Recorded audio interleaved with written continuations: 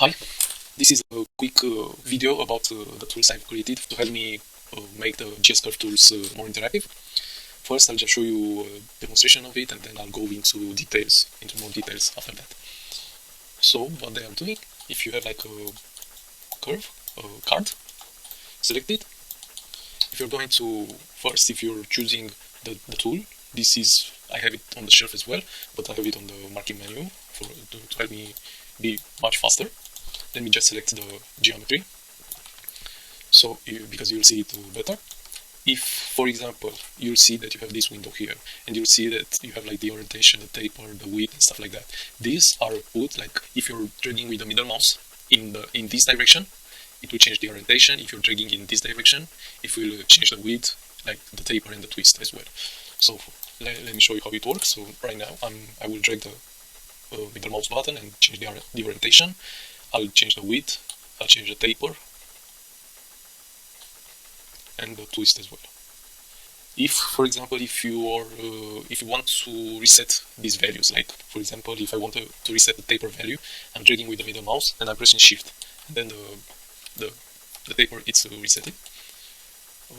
Same goes for each option. There are other options, like if you're having like the Control key pressed, and you'll see now that the options here are changed. Like for example, you can change the profile, you can change the length divisions, the width divisions. For example, if I want to change the length division, I'm dragging with my mouse down or up to make them more and less. If I want to add the profile, like that. If I want to change the width, I can put it like that. All these options are actually changing the curve, these options here. Like if you have a curve, you will change these options like the width and stuff like that, but it also updates the control window, the curve control window. For example, if you want to add the length division, you will change them from here, but with the script you will just change them like this. Let me just select the cards because it's easier. If I'm selecting the cards, the control window won't show me the stuff what I'm changing, but you will see it better. So yeah, this is one tool. Another tool, like if you want, let's say for example, if you go to the control window and select the curve, and if you want to have like a twist, it's kind of hard and not intuitive to change it, to do stuff, to add points and stuff like that. I'll just reset the curve. Okay, so if you want, for example, to do this, but if you want more control in the window, I've created this manipulator for the curve warp deformer. So this works with any curve warp deformer, not only with the GSCurveTools. So if you want, for example, to change the twist values, like here, you have like these manipulators on your window and rotate them like how you want. Okay, like that. This works with the geometry selected as well. So you can see it better. If you want to add more points, you can just press Shift and go to this center point and move it, and then this will be like duplicated. This manipulator will be duplicated here, and you can change the options. This means that when you select the curve, you'll see that you have added a point here. If you want to remove a point, you just need to press Control and press on this point. Also, you can move these points. Yeah, one thing that it's kind of weird, but I let it there. You can go upper than one, for example, if you go like this, but then you'll have like weird stuff happening with let me just isolate this. So you will have like a weird stuff happening there because it won't go anymore. But I guess it's because of the curve warp manipulator, the curve warp deformer, sorry. That's weird stuff. You can go in the other direction as well, and in the other direction won't stop. So for example, you'll have it here, but in this window and in any other window, it's not reachable anymore.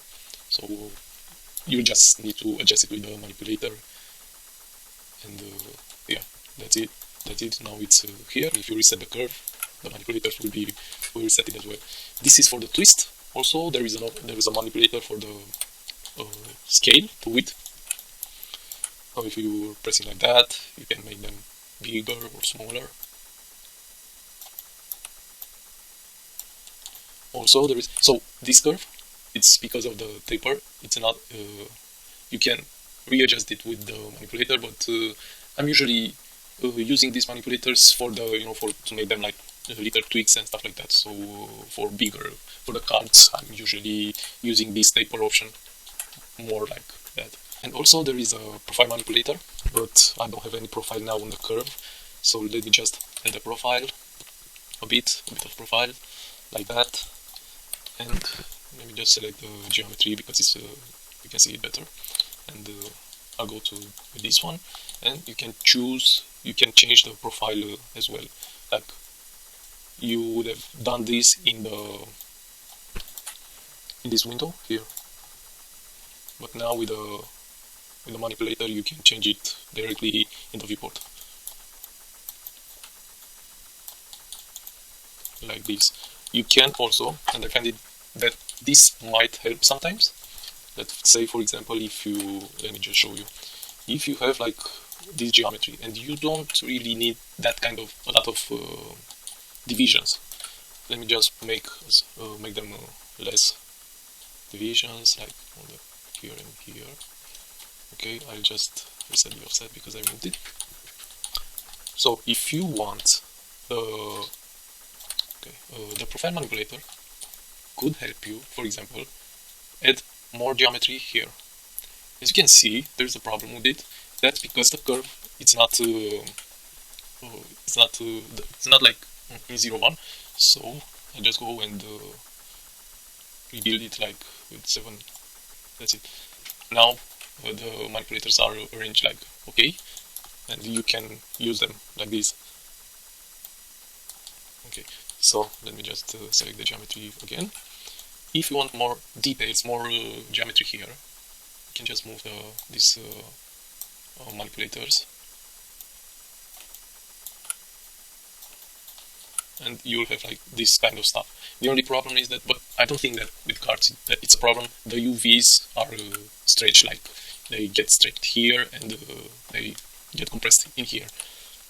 So like that, and you'll have like more details in the curvature of the geometry of the card. So this is it for for the manipulator. Yeah, the same thing goes like if you want to add another point, you're just pressing shift and go with that, and it's adding stuff. If you want to delete, you're just pressing control on them and they will be deleted. So you can see here, for example, in the curve that they are updated, but because now I've just done more than under 0, I'll just need to bring it up again. Okay, let me just select the curve again. Yeah, so but if you want to rearrange them like before, you just need to go here, just make sure you have like auto selected, and press one of them and they will be like rearranged. But this is it for them, for the manipulator stuff, and for the tools. Now I'll just show you how you can install it. Just 1 second. When you download the script, you'll have like this structure, and you'll have this installed by file. You just need to have Maya open and take it and drag it over Maya. Now you will have like this menu.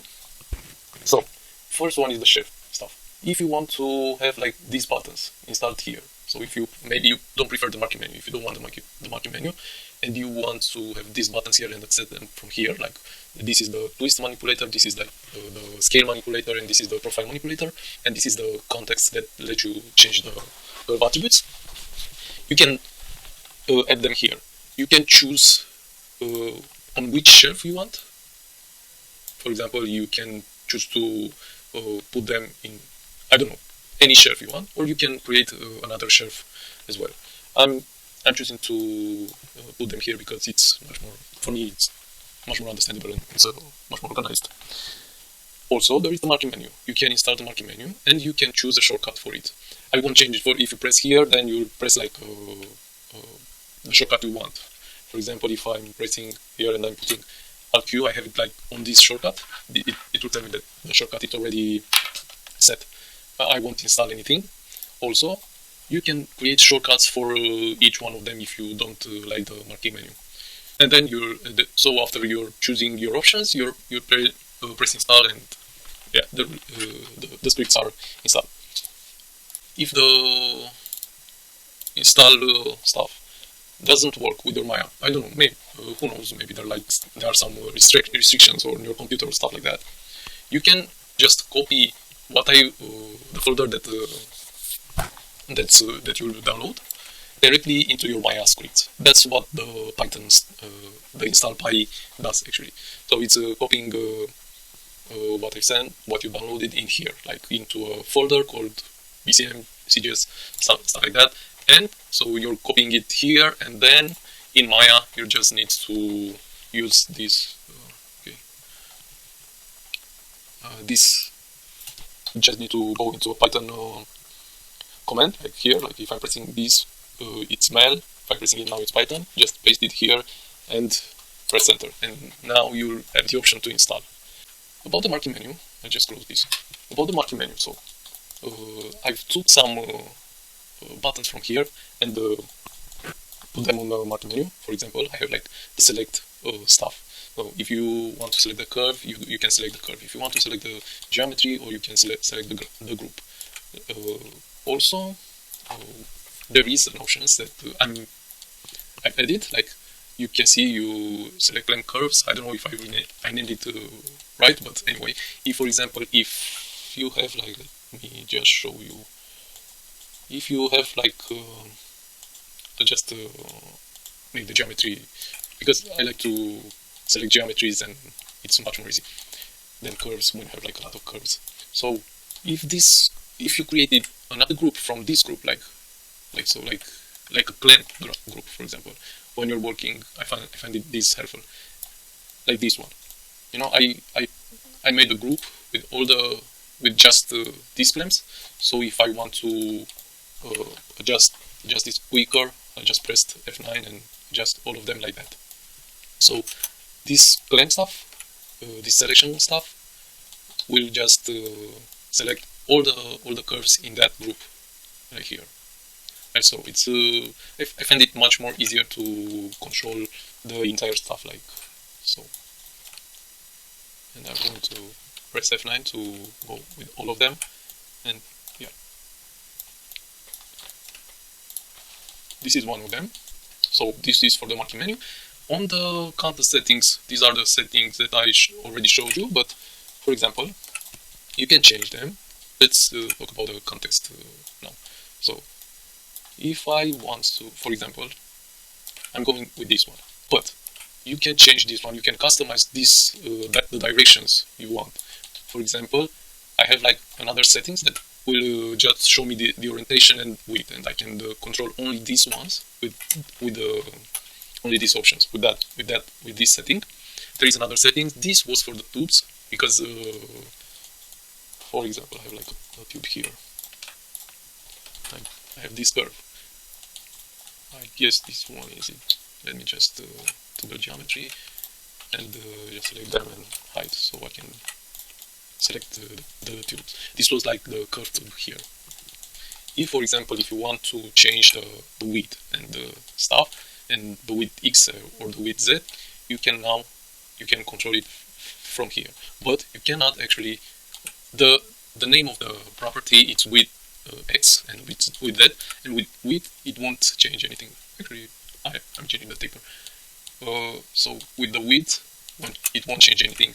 The thing is that it will show you which direction this window is showing you, what attribute you're changing. For example, if I'm changing the orientation, you can see it's became yellow. Okay, so this is for the settings. These settings you can customize for yourself. For example, I'm using this one a lot, so I'm reading it like that. You can customize this, but in a text editor. I'll just show you how. You'll have, when you install the scripts, they will be installed in your sorry, not this one. They will be installed in your user folder and Maya folder, like your user profile and documents and Maya and scripts, not in Maya and Maya version and stuff like that, directly in scripts. And you'll have like this folder. In this folder, you have like these 3 options. You can create more than 3 options. You can duplicate that, and you can create whatever you want. But I'll just show you how you can use them. So first, for example, let me just go to this setting and open it in a text editor. Okay, so you have like these options. Like the UI doesn't have any key pressed. This control key, you don't need to change these ones. They need to stay like this. But you can add stuff here. Like you can copy one line and create another option. So there is this first is the attribute you're changing, like the orientation. For example, you can go into let me just select one curve. For example, you can, I don't know, change like the profile. The taper it's already there. Like I don't know, like the twist it's already there. You can change the visibility. You can actually change these ones as well, like the scale X or something. Just to show you the idea. You can change the solidify normals, for example. Anyway, so this is the attribute. This is the zone. The zones are like zone 1 is here, zone 2, zone 3, and so on. If you're adding 1, you're just putting zone 5. For example, like, let me just duplicate this one and do it like that. But one thing that you need to be careful, if you're adding one stuff here, you just need to put this after it. And the last one doesn't need to have like this comma. I don't know the name of the character. Anyway, so you have the orientation, the zone, the default value. So this is the value. So with your middle mouse pressed, if you're pressing shift, you're resetting to this value. This is the minimal value. If you don't want to go over, like if you put none, it will go over that value. The factor, it's how much you're changing when you're dragging your mouse. Like if you're putting this one really small, you're incrementing or decrementing with the small values. And the UI name, it's the name you're seeing here, like the orientation, the taper and stuff like that. You can rename them like you want, and the UI will show another stuff. And then you're just saving. So let me just duplicate it to the count here. And let's say not this one, this is the attribute. Let me just put the name here like twist2 just to see it in the viewport.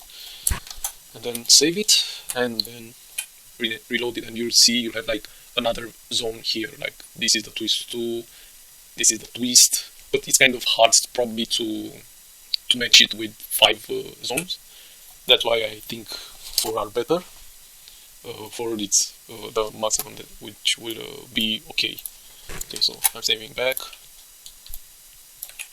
If you don't want to use like the middle mouse button to change the options, but you want to use the left mouse button to change the options and to select the middle mouse button, you can do that as well. You can just swap these attributes like here, and you can put selecting here. Like, okay, let me just like put it like that.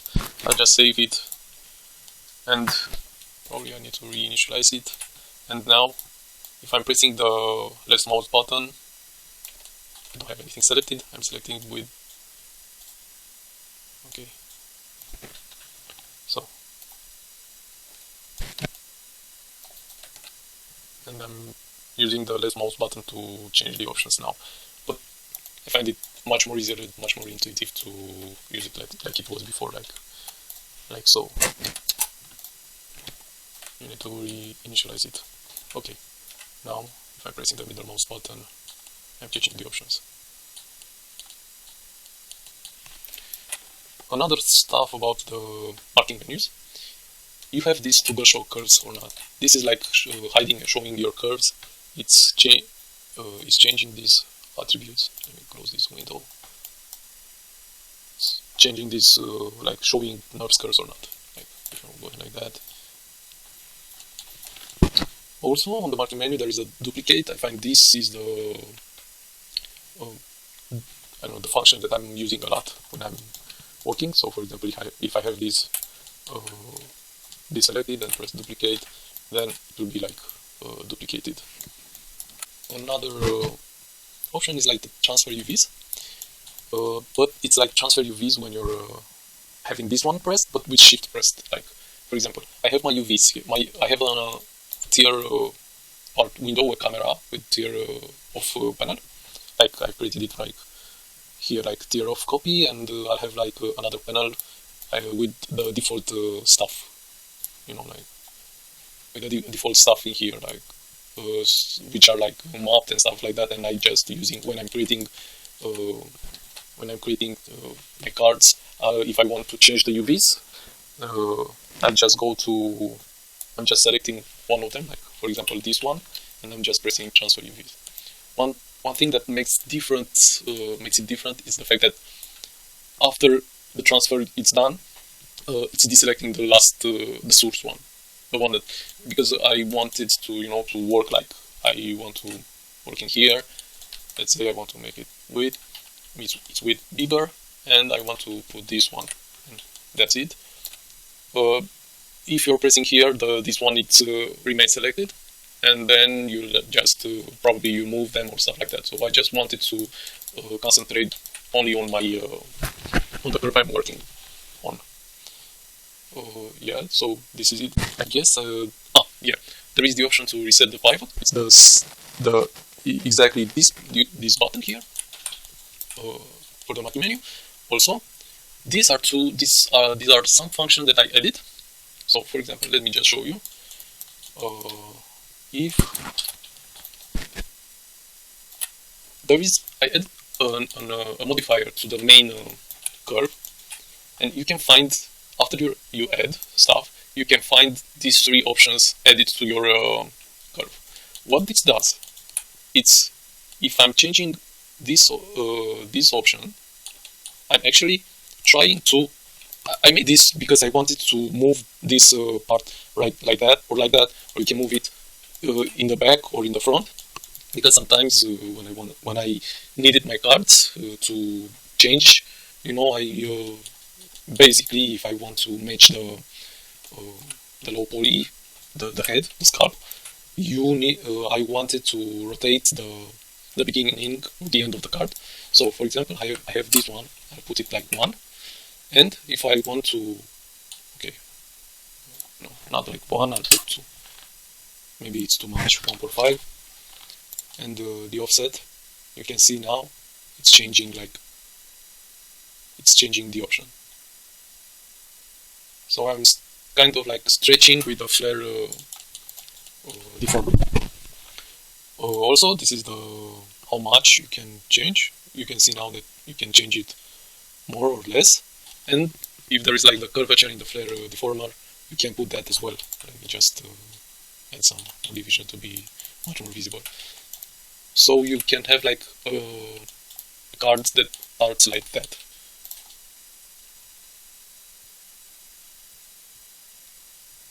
If you don't want this option on your curve, you just remove the flare.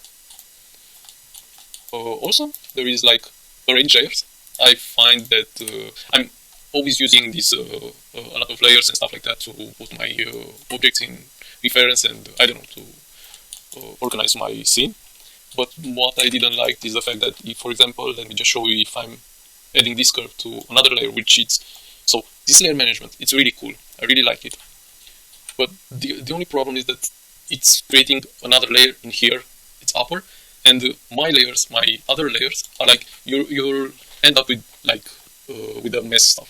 So what I've done is just a small script to arrange my layers and put all the curve groups, or the GS groups layers in the bottom part. That's I find it much more easier to work, and I usually don't go in here and change the layers stuff, so I don't want to actually see them. It would be cool to not have them anymore in here, like, I don't know, maybe, I don't know if you can hide it or not, but anyway, my solution was to just put them on the bottom part. You want to, to change, like, if you, for example, prefer to change the marking menu, you can change it into your preferences, marking menu editor, and this, and you can change it like here, like for example, if you want to change the context, go here, and for example, if you're creating another settings, like now I'm putting it, you're going to this one, you'll see the options, you're copying it, edit menu. Let's say I want to put another setting that is called, I don't know, this setting.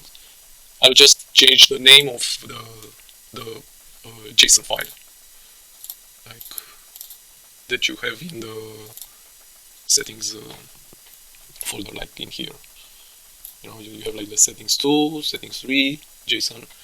So I'm just changing that name, and that setting will be updated, will be changed. So this is how you can change the marquee menu stuff. If you want to add more, you can add more stuff to it. Yeah, so this is it for the tool. I hope you find it helpful. Thank you.